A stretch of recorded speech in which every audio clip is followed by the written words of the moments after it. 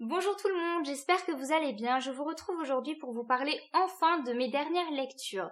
Tout d'abord, j'ai lu Paranoia de Melissa Belvin publié chez Hachette dans leur collection Black Moon. Alors j'ai ici les épreuves non corrigées, mais Hachette m'a aussi très gentiment offert le livre fini, on va dire, que j'ai prêté à ma maman et à ma sœur pour qu'elles puissent le lire. Je pense que vous avez déjà beaucoup entendu parler de ce livre. Melissa Belvin n'est peut-être pas inconnue pour vous. Elle est connue sur internet sous le pseudonyme Golden Wendy.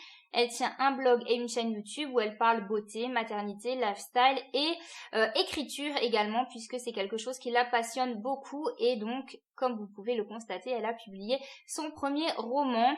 Je vous en ai déjà beaucoup parlé, c'est un projet qui me tenait à cœur et je vous ai déjà donné mon avis sur mon blog, donc n'hésitez pas à aller voir par là-bas ce que j'y ai écrit.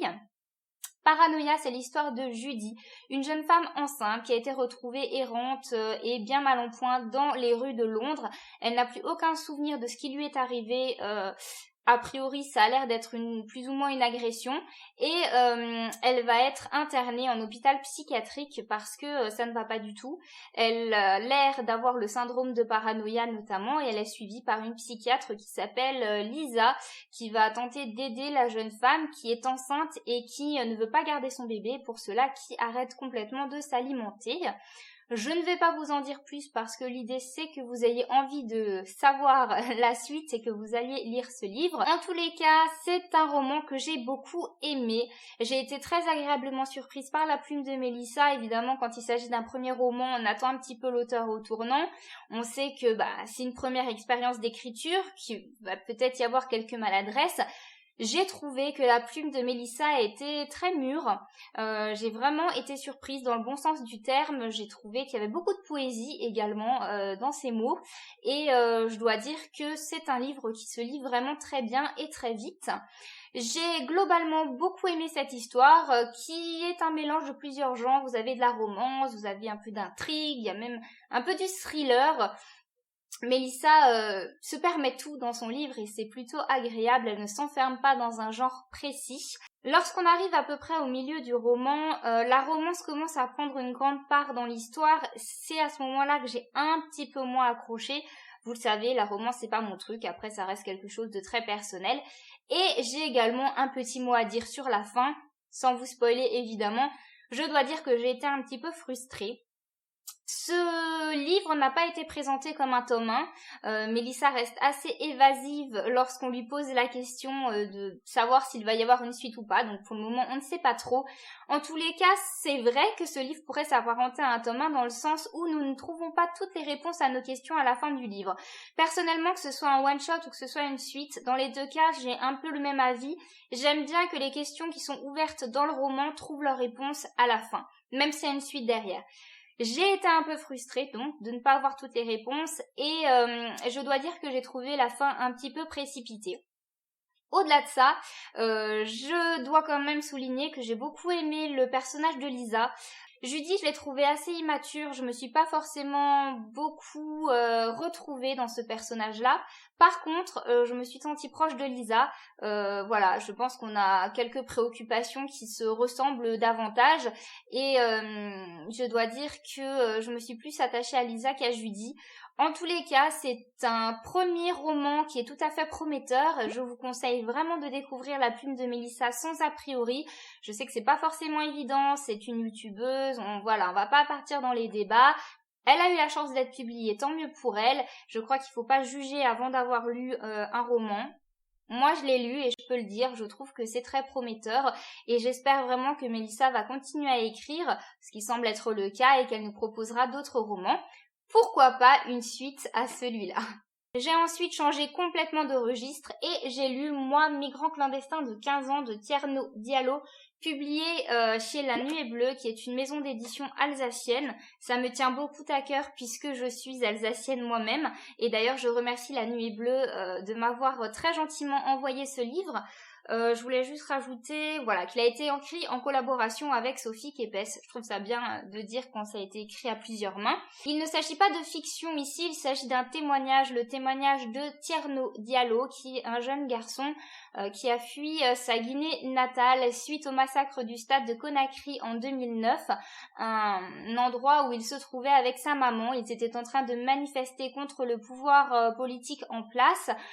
Et il va y avoir une attaque des forces de l'ordre et Tierno Diallo va être séparé de sa maman. D'ailleurs, il n'a plus de nouvelles d'elle depuis. Il ne sait pas si elle a été blessée, voire tuée, si elle a réussi à s'en sortir. Suite à ce tragique événement, Tierno Diallo va être enfermé pendant un temps, puis il va s'enfuir, il va devenir un migrant clandestin, il va traverser les mers, il va aller jusqu'à Athènes en Grèce, puis à Paris en France, pour finir à Strasbourg, où il comptait rejoindre l'Allemagne, mais finalement Strasbourg va être sa destination finale, on va dire ça comme ça.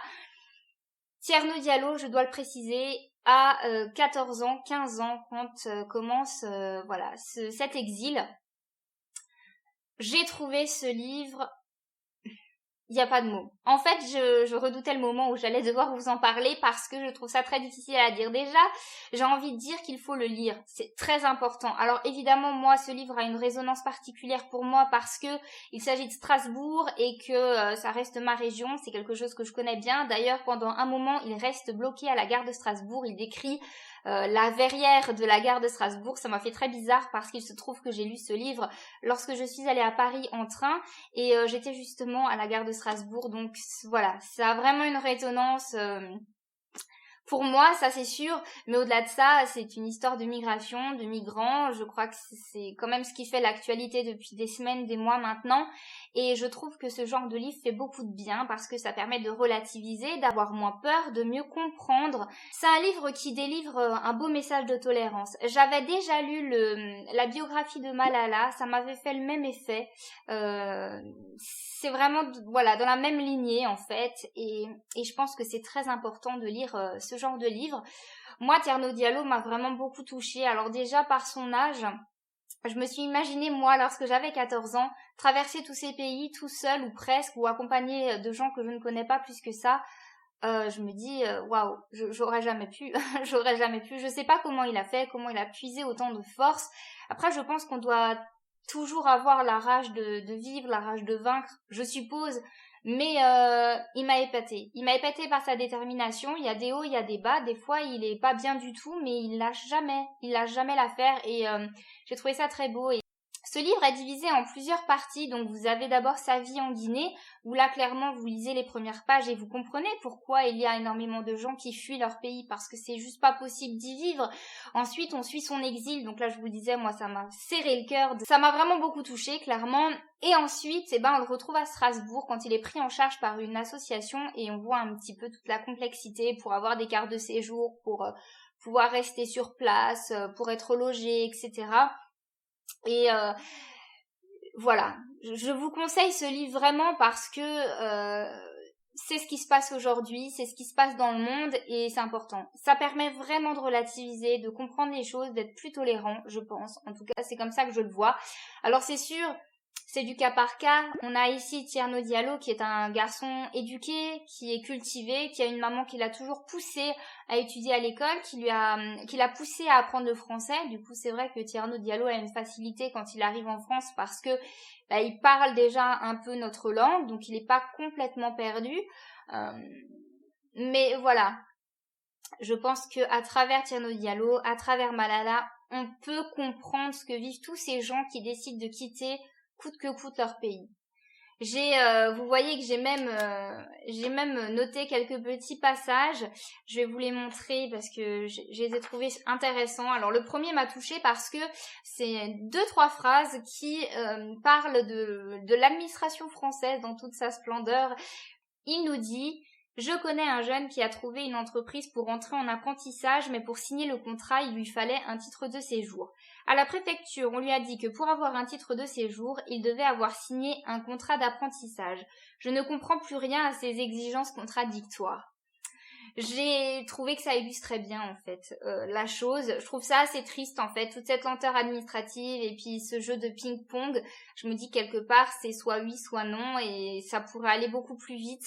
Mais non, il faut ces choses hallucinantes. Le deuxième extrait qui m'a beaucoup touchée, c'est lorsqu'il commente le naufrage de Lampedusa. Donc il est déjà à Strasbourg et il nous dit: après chaque naufrage de migrants en Méditerranée, le grand spectacle des dirigeants européens recommence. Ils courent se recueillir sur les dépouilles. Ils en profitent pour redorer leur image dans les médias.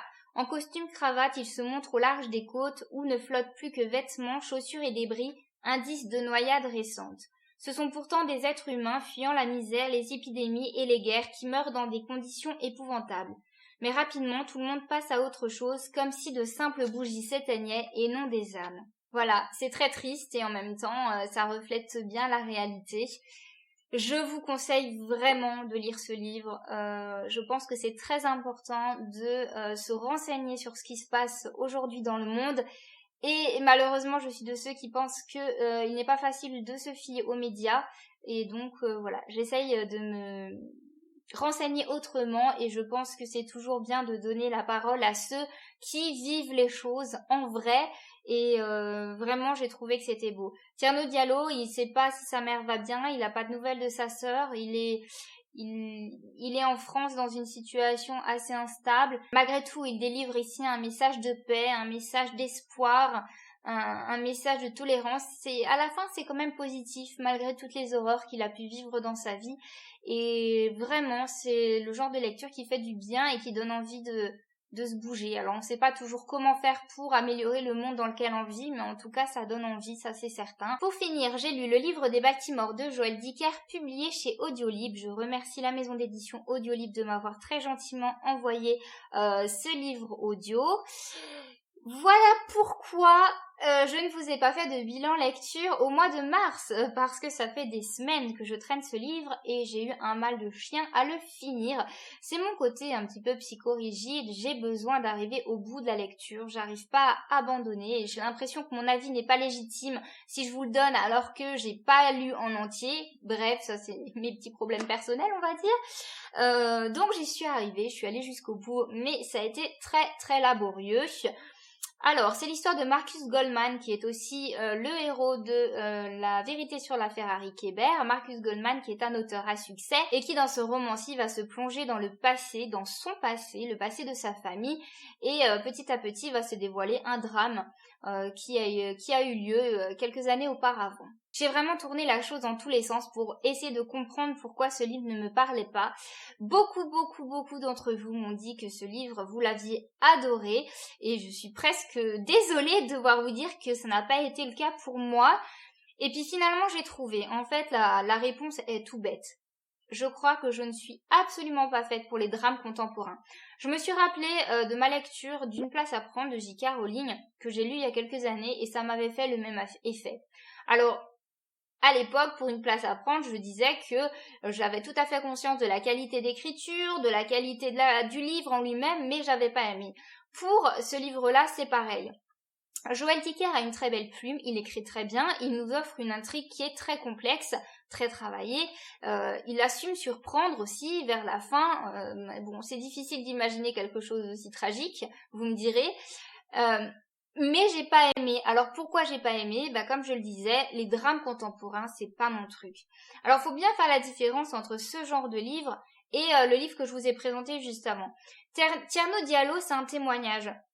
Donc, quand je lis un témoignage, je me mets dans l'optique que c'est un témoignage, que c'est la vie réelle, que voilà, la vie réelle c'est pas beau.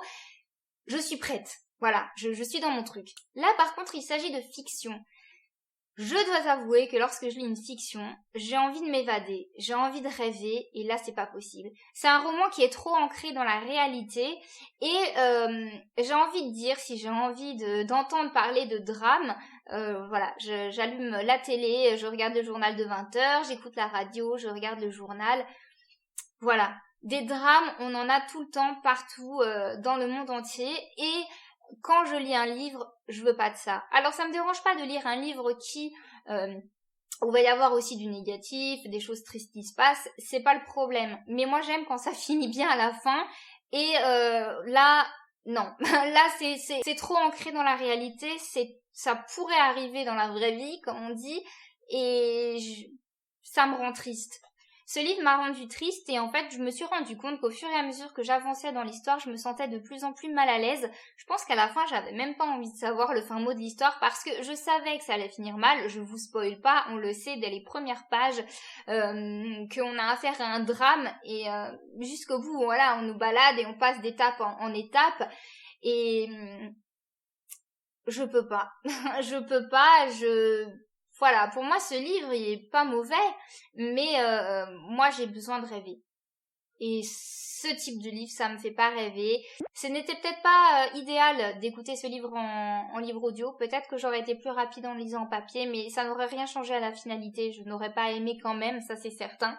Par contre, ce qui était intéressant, c'est qu'à la fin, vous avez un entretien avec l'auteur d'une demi-heure. C'est plutôt intéressant, surtout si vous avez bien aimé le livre, si vous aimez bien les livres de Joël Dicker, c'est plutôt intéressant et je trouve que c'est plutôt sympa de la part d'Audiolib d'avoir fait ce petit entretien. Nous arrivons à la fin de cette vidéo, ça y est, je vous ai présenté mes 3 dernières lectures. N'hésitez pas à me présenter vos dernières lectures, vous savez que je puise beaucoup mon inspiration dans vos conseils. Je vous fais plein de gros bisous et je vous dis à très bientôt pour une prochaine vidéo.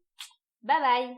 Il s'agit du Chant des Esprits écrit par Sarah Lark et publié chez l'Archipel. Alors le Chant des Esprits, c'est un tome 2, c'est la suite du Pays du Nuage Blanc.